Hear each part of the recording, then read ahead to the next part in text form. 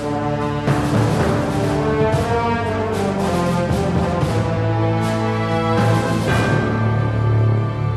Friends கிட்ட first சொல்லலாம், family கிட்ட சொல்லலாம், தெரிஞ்சவங்கள்ட்ட எல்லாம் சொல்லலாம். மெயினாக வந்து டிவியில் ஆட் கொடுக்கலாம், நியூஸில் சொல்லலாம்.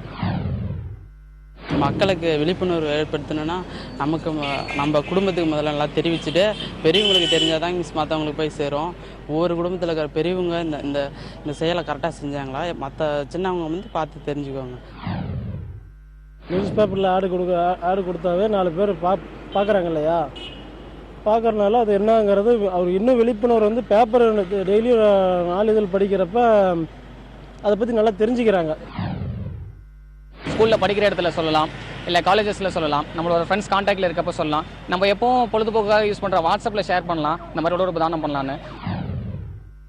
வாட்ஸ்அப்பில் குரூப்பில் மெசேஜ் பண்ணலாம், ஃப்ரெண்ட்ஸுக்கு ஷேர் பண்ணிக்கலாம். ஃபேஸ்புக்கில் சேட் பண்ணால் எல்லாருமே பார்ப்பாங்க.